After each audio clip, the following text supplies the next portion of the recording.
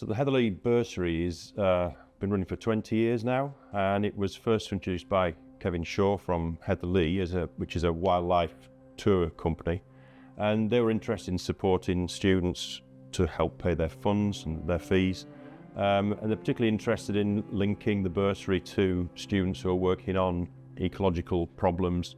So it seemed right that when it was introduced, it should go to help students who are on our MSc in ecology and biodiversity as it was at the time, or conservation and biodiversity as it is now.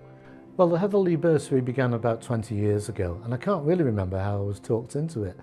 I wanted to do something that was genuinely useful and that also fed back into the company, Heatherlea being a birdwatching tour company, and that people wouldn't think was just being done for show. It genuinely helps people.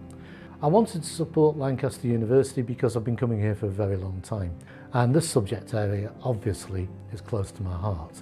I started here with a business degree but went on to work in wildlife, and I wanted to do something in environmental science where I could have an impact.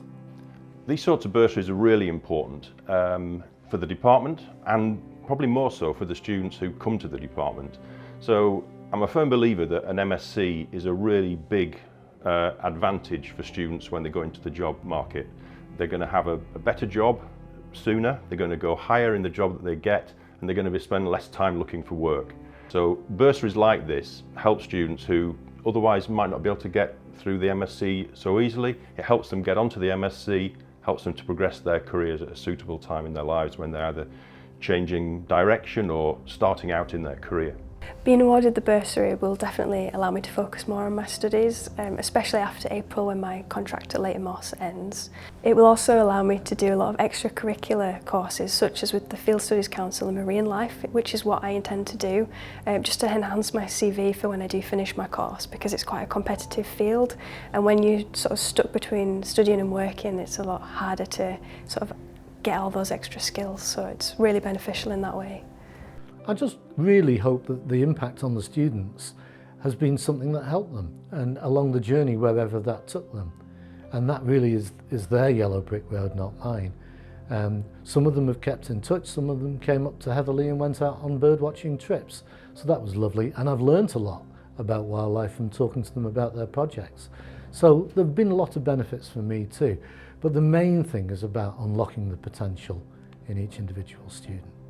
I think what Kevin and other people do supporting students through bursaries is incredibly kind, particularly in conservation when it is so competitive.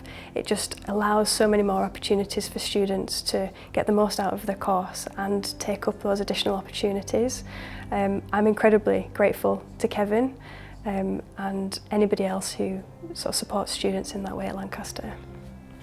If you're thinking that you might like to support students in this way, my advice would be to definitely go for it, because you will get more out of this than you think is possible before you start.